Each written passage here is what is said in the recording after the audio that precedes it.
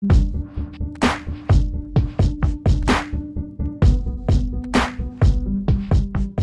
à tous, c'est la dernière vidéo de ce cycle de présentation du Ciné-Club des Arts organisé par la Cigogne Enragée et on va vous parler aujourd'hui d'Elephant de Gus Van Sant.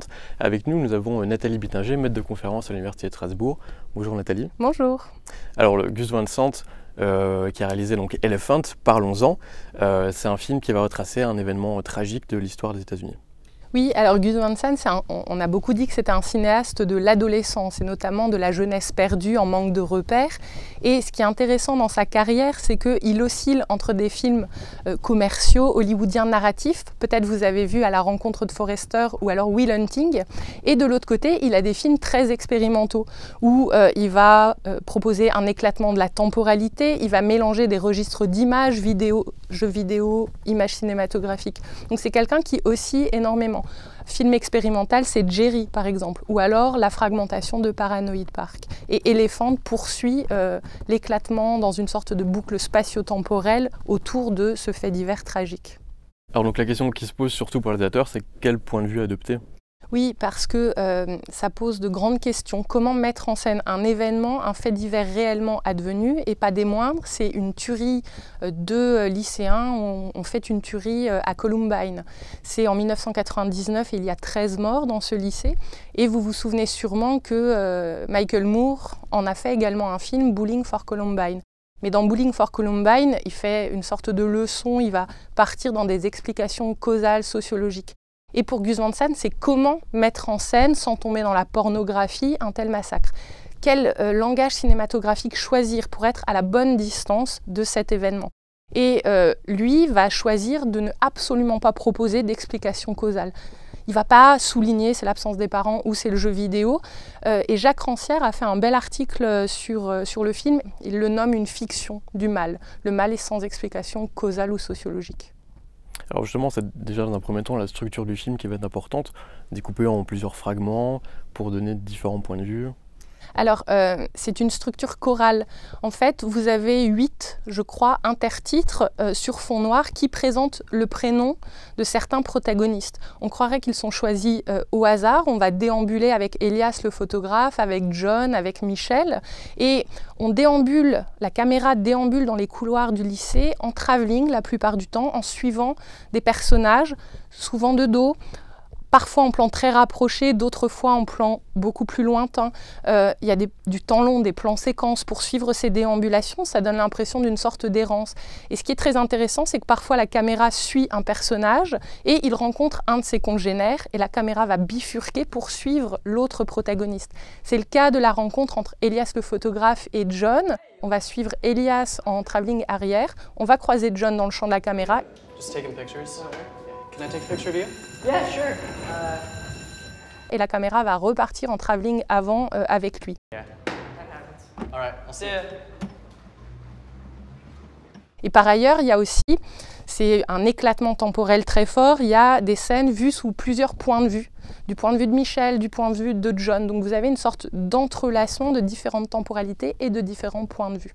Alors justement, au niveau de la mise en scène, comme vous l'avez dit, ça passe concrètement par tous ces travelling qui vont finalement créer une sorte de dimension de labyrinthe du film et qui vont perdre aussi un peu le spectateur. Oui, alors comme c'est un événement réellement advenu, on sait qu'à un moment, que Gus Van Sant choisisse de le montrer ou pas, on sait qu'il y aura des morts. Et pendant très longtemps, la mise en scène cinématographique nous plonge dans une sorte de bulle spatio-temporelle qui, à mon sens, quand on sait ce qui va arriver, renforce l'impression de fatalité tragique. C'est comme si la mort rôdait avec la caméra dans les couloirs du lycée. On croirait que c'est une journée comme toutes les autres et pourtant non. Et ces travelling qui vont et viennent, souvent sans profondeur de champ, fait qu'on ne sait jamais où on se situe. On perd nos repères spatiaux. Le deuxième effet très fort de ce choix, c'est que les travelling filment souvent au plus près des corps en mouvement, donc des corps en vie. Or, encore une fois, comme on connaît la suite, ces corps à un moment seront arrêtés, figés dans leur mouvement et la caméra à un moment scrutera des corps morts. Et Par opposition avec ces travelling qui créent cette impression de labyrinthe, vous vous souvenez sûrement quand Gus Van Sant retourne en arrière et filme la préparation du plan mortifère des deux tueurs. Ils sont dans la chambre d'Eric qui interprète la lettre à Élise de Beethoven. Et là, on a plusieurs panoramiques qui tournent dans l'espace extrêmement confiné de la chambre, manière de dire aussi que les personnages sont enfoncés dans leur planification mortifère. Donc vous avez deux logiques de mouvement qui sont représentées dans Elephant et qui sont passionnants. Alors justement, tout ce labyrinthe spatio-temporel, ça va amener le spectateur petit à petit, ça va le perdre plutôt petit à petit, même jusqu'à l'exposition vraiment meurtrière. Alors c'est quelque chose que je vais parler maintenant de la désorientation temporelle. Le surgissement de l'événement, ça veut dire qu'à un moment, il se passe quelque chose de mémorable qu'on a retenu, même si c'est un fait divers, voilà, ça a hanté la conscience de beaucoup d'Américains et de beaucoup de personnes au-delà. Donc il y a un événement, un moment où tout s'arrête, tout démarre et tout s'arrête. Et pendant la 3/4 du film, on est dans l'avant-événement.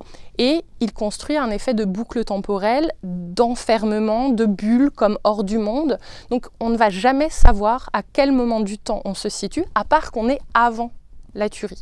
Il y a des flashbacks, mais qui ne sont même pas mentionnés comme tels. Il y a une désorientation temporelle. On est dans la vie monotone, la vie de lycée, chacun va à ses petites activités. On est dans ce temps long, ça va avec la déambulation. Bref, il y a un éclatement du temps. Un fragment de récit, c'est des microbiographies sur certains personnages, et une fragmentation temporelle. Le seul point de repère qu'on a, c'est que une scène qu'on va voir plusieurs fois, c'est John qui croise les deux tueurs, qui lui disent « barre-toi, ça va saigner » ou quelque chose d'approchant. Et cette scène-là, elle sera vue depuis plusieurs points de vue, donc c'est le point de repère qui nous dit que là, ça va s'accélérer tragiquement. Et sinon, on va et vient dans la chronologie de cette matinée, normalement comme toutes les autres. D'autres expérimentations temporelles, c'est le fait qu'il monte, que Gus Van Sant fait un montage entre la minutieuse préparation du plan de tuerie, donc ça on est dans un flashback, c'est avant, et il accole ça sans transition avec des plans de la tuerie proprement dit, qui sont soit des flash-forward, mais qui sont aussi parfois juste une projection fantasmatique des deux adolescents. Parce qu'en fait, quand ils filment vraiment la tuerie, ça ne va pas être exactement la même disposition ou le même cadrage. Donc vous avez ces jeux de confusion temporelle jusqu'à, effectivement, le moment où tout démarre. Merci beaucoup Nathalie Buttinger. Je vous en prie. Alors peut-être en une phrase, pourquoi est-ce qu'il faut aller voir ou revoir ce film ? Pour certains, il est trop esthétisé. Or, esthétiser le tragique, c'est compliqué. Pour moi, le travail cinématographique, la réflexion de la mise en scène qui, à la fois, tient à distance l'événement et essaie de construire une forme pour le penser, est absolument fondamental. C'est dur de mettre en scène un événement au moment même où il se produit, ou quelques années après, c'est 4 années après la tuerie. Et on a besoin de formes cinématographiques pour tenter de penser les événements tragiques qui nous dépassent. Donc il faut le voir. Et pour conclure, vous avez choisi un extrait musical du film. Oui, c'est que le film est rythmé par Beethoven. Il y a la sonate au clair de lune, mais aussi la lettre à Élise. Il y a 3 occurrences. Et l'effet de boucle du film, c'est aussi parce qu'on débute avec un plan de nuage, on aura ensuite du Beethoven. Et la fin du film, en boucle, c'est la tuerie. Un plan ascensionnel vers les nuages avec, encore une fois, Beethoven, donc la grande musique qui résonne en arrière-plan, qui accentue le tragique. Merci. On se retrouve le mardi 6 juin pour la toute dernière séance du Ciné-Club de la Cigogne Enragée. Merci à tous d'avoir été fidèles durant toute cette saison. Et on se retrouve l'année prochaine. D'ici là, donc rendez-vous le mardi 6 juin à 20 h dans l'amphi 1 de l'Institut Lebel.